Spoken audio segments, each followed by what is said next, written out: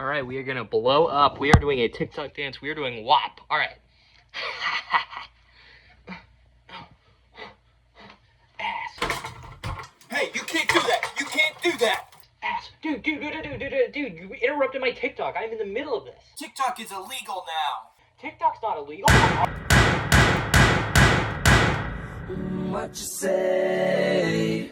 Oh, that you only meant. Guys, I don't think they're kidding this time. I think this one might be for real. Yesterday, the US Congress just took its first steps into actually implementing into law a ban on TikTok. The House and Energy Committee, by a vote of 50-0, advanced their bill out of the committee and into the full House. Now what this means is the entire House of Representatives is going to debate, consider, and eventually vote on this bill, with some sources saying it could be as early as next week. And I just want to say, I'm really grateful that the US government, which normally enacts legislation at the same pace as the sloth from the DMV in Zootopia,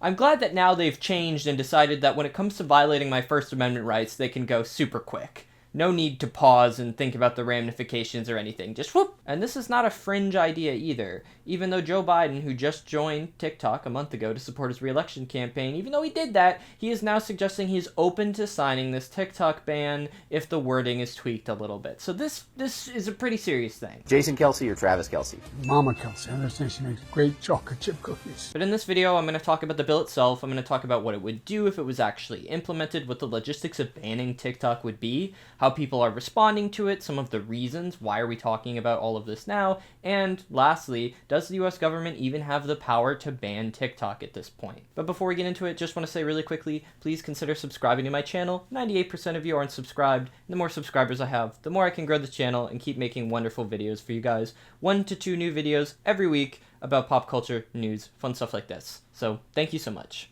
Heart. Now let me clear this up right away. The bill does not technically ban TikTok, in the same way that I am not technically a homosexual, because I am not yet married to a woman, and maybe one day I will be, so am I really gay?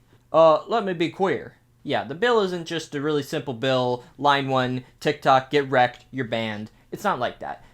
But it's pretty similar to that. The bill says that TikTok as a company needs to go through a divestiture, which in the terms laid out in the bill probably won't happen, meaning that yes, the bill would probably result in TikTok being banned, which is why I am calling it a TikTok ban. TikTok's parent company, ByteDance, would then have 180 days if this bill became law to sell TikTok to a US-based company, or having TikTok go public with an initial public offering, an IPO, and if neither of these things happen, then TikTok is removed from the app stores, it's removed from the Apple Store, and it's removed from the Google Play Store, as well as their web servers and website is taken down. This is why it's a ban, because those two options are almost certainly not going to happen. And if either of them do happen, it's certainly not going to be in the time frame of 180 days. The Congress people supporting this bill get very mad if you call it a TikTok ban, even though that's very obviously what it is. It's a little bit like an armed robbery. I point my gun at you, I say, give me the fucking money,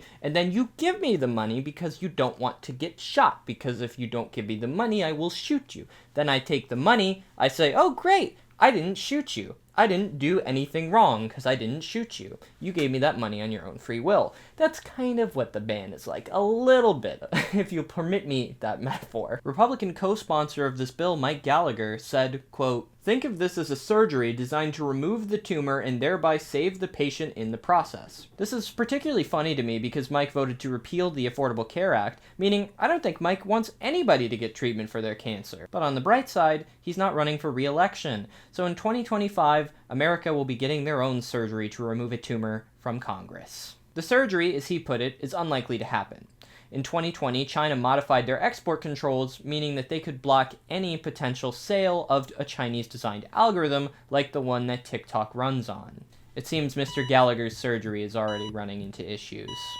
And the process of taking your company public, going onto the stock market with an IPO, is also not something usually done in 180 days under fear of government censorship. One of the main reasons to do an IPO, generally, if you're not being threatened by the government, is to raise capital and therefore grow your business, and then it kind of made sense to give away that voting control to the public because ultimately you became a more profitable company. TikTok doesn't really need to do that. It's got 170 million users and makes about $11 billion every year in advertising revenue, so they're doing just fine. And although the valuation is kept private by ByteDance, investors think that TikTok is worth about $40 billion, which is great, and also gets to the other problem with this bill. Basically, nobody can afford to buy TikTok, even if we wanted to. Most companies don't just have $40 billion lying around between the couch cushions or in a jar marked rainy day fund, that's for starters. And the other thing, it would be a huge potential violation of our antitrust laws. In America, a bunch of people in the late 1800s decided, hey, it would probably be a good idea if the entire economy wasn't owned by like 3 companies, and then everyone was like, bet, and then there were 30, then we just kind of ignored those laws for a while, and now we're back to 3 again. But something as brazen as like Facebook, who owns Instagram, buying TikTok, that's insulting enough that even our laws that we don't enforce anymore would step in and probably prevent the acquisition. And the only other companies that could probably even afford it, like Amazon or Microsoft, probably aren't just sitting around waiting to get into the social media business. And even if, okay, what if there's an American private investor like Elon Musk who bought Twitter and then lost most of its value in a year? That would almost certainly take more than 180 days. So why is the government even talking about banning TikTok at all? Well, it comes down to 2 words: ligma balls. I'm just kidding, it's national security. The US government really doesn't like that TikTok is owned by a Chinese company, and frankly, a lot of members of Congress don't really care for China that much at all, to be honest with you. The same dynamic can be seen in the state of Montana, which really tried to be different by writing a flat-out state law that TikTok should be banned. The judge ultimately dismissed the law that they had passed and, quote, found merit in numerous arguments raised by TikTok and referenced what he termed the pervasive undertone of anti-Chinese sentiment that permeates the state's legal case and legislation. Montana was already dealing with enough by being cold and in the middle of nowhere, so I guess they're adding extreme xenophobia and racism to their list of tourist attractions. And if, while researching this story, I took a shot every time a Republican politician tried to fearmonger and name-dropped the Chinese Communist Party, I would be so dead you could put me right there in the casket next to Chairman Mao. Is it bad for the US that a Chinese company has access to advanced user data about an app that multiple millions of Americans are addicted to and spend dozens of hours on every week? I mean, it's probably not great. Critics refer to 2 laws in China as potentially problematic, one being the National Intelligence Law, which states that any organization has to adhere to and help the state in intelligence operations. And another is the Counter-Espionage Law, stating that relevant organizations cannot refuse to help out the government in investigations. And the argument of the US government is that because ByteDance is based in China and owns TikTok, it could potentially be open to these laws, and US data could be accessed by the Chinese Communist Party. You gotta always say it really angrily, because the most important part about talking about this issue in modern politics is to make people afraid. This is currently entirely speculation. The only evidence we have of TikTok misusing data is when some of their employees look through some journalist data, which again is not great, to find the source of a leak about TikTok. Again, not great, but for the amount of volume of data they're getting, it's certainly not a smoking gun pointing to the Chinese Communist Party. The US government's entire case for this ban, as of right now, is entirely theoretical. Well, TikTok may give the data to China, let's ban the app. I don't think that's a particularly strong argument, but that's just me. And the problem with this entire line of thinking is that you're not even addressing the root problem, that these megacorporations have ungodly amounts of our data. To put this into perspective, let's just say you have 3 stalkers. They're following you around, taking pictures, looking at where you are, what you're doing, what you're eating, going through your trash, and you only get mad at the non-white one? Not all 3 of them? Isn't that a little weird? It's like, okay, Mark, you can see me naked, but you can't. I mean, it doesn't really make sense to me. I feel like if the US government really cared about this issue, then they would pass a comprehensive data privacy bill. But I guess data privacy as a concept is not as sexy as xenophobia, xenophobia, saber-rattling, racism, curtailing my free speech rights. Data privacy just can't compare.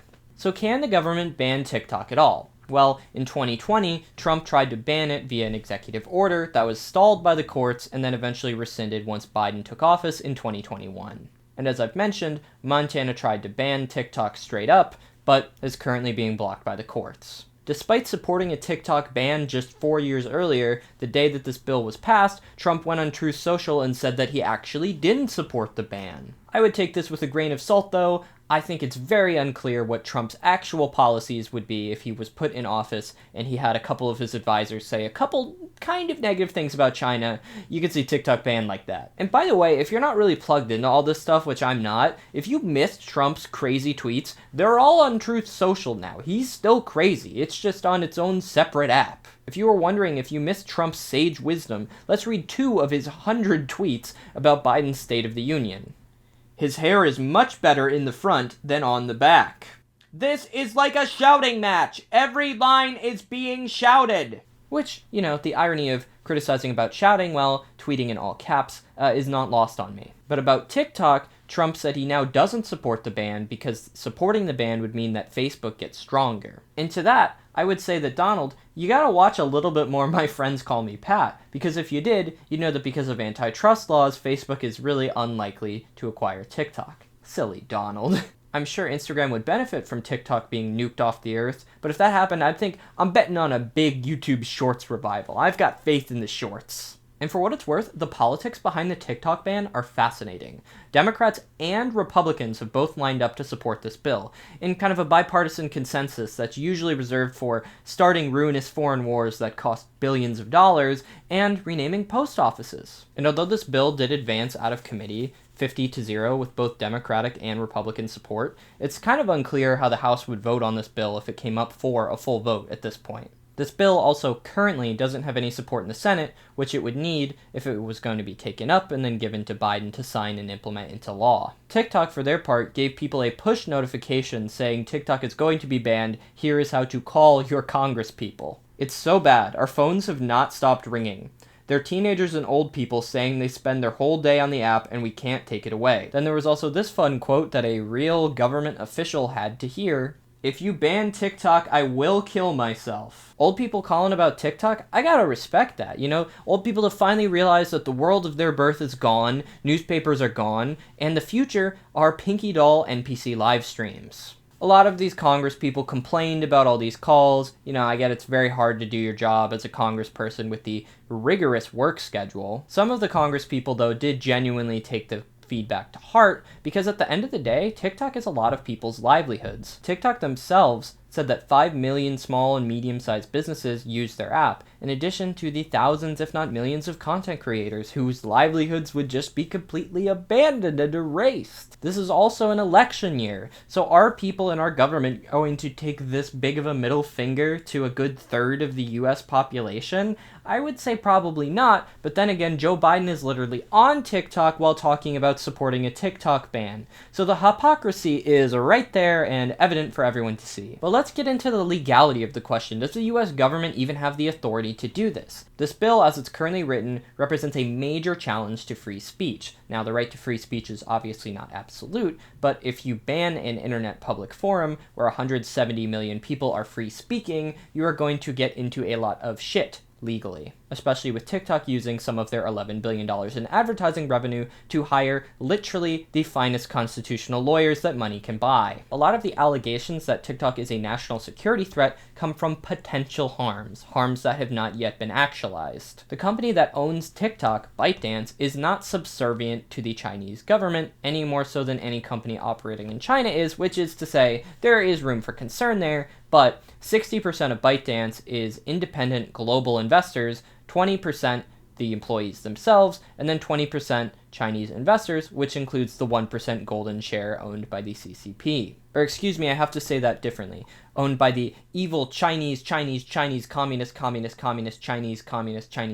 party. I'm talking like this so I will be elected to Congress, and I expect that it will work. But generally, legal cases based on potential, not yet actualized harms are much harder to argue than legal cases based on actual harms. I can't sue Taco Bell Cantina because I may end up there drunk, sad, and alone after a night at the club, even if it hasn't happened yet, and then I make the ill-advised decision at 1:30 a.m. to get a Baja Blast freeze with tequila. I can't sue Taco Bell for doing that, even though it might happen. I'm not a lawyer, obviously, although that part of the video I just repeated basically comes from lawyers and legal analysis, and I think the US government is actually going to have some struggles if they try to ban TikTok because of the very clear free speech implications. As I've said before on this channel, I'm a big proponent that the government should help people, but it also shouldn't function as an overbearing babysitter saying, it's time to get off TikTok, it's a school night. Listen, I'm a believer of freedom of choice, and if you choose to spend 2 hours every day looking at the videos where they squish the sand and have Family Guy clips, that's your prerogative and more power to you. Unless the government has very convincing evidence that TikTok is giving my data to the Chinese government, and Xi Jinping is looking at the embarrassing amount of time I spend watching the pickle guy play bagpipes, then the government can pound sand, respectfully. Or the government could pass comprehensive data privacy reform, not just targeting the one company because it's happened to be based in China. That would be cool. Not gonna happen, but it certainly would be cool. If you do have an opinion on this bill, positively or negatively, you should call your legislators, because the odds of this bill being taken for a full vote is likely at this point. Just don't use a name like Bendover. People have been doing that. That's an all-time great fake name, though, right next to Hugh Janus. And I'm sure this isn't going to be the end of the story. There's going to be a follow-up video at some point, depending on how the news breaks, so if you enjoyed my coverage of this and you want to see coverage of similar events, pop culture events, news, culture, please consider subscribing. But that's going to do it for me, guys. I hope you enjoyed the video. Leave a like if you enjoyed it. Drop a comment. Do you agree with the ban? Disagree with the ban? Do you think this is government overreach? Or do you think there are legitimate national security concerns with TikTok? Or do you just not like TikTok and do you just not care? We are on YouTube after all, although I love all my social platforms equally. Kind of. And I'm going to be releasing a video on the Oscars either today or tomorrow, so stay tuned for that. And, as always, my name is Patrick, but my friends call me Pat. I'll see you for the next one.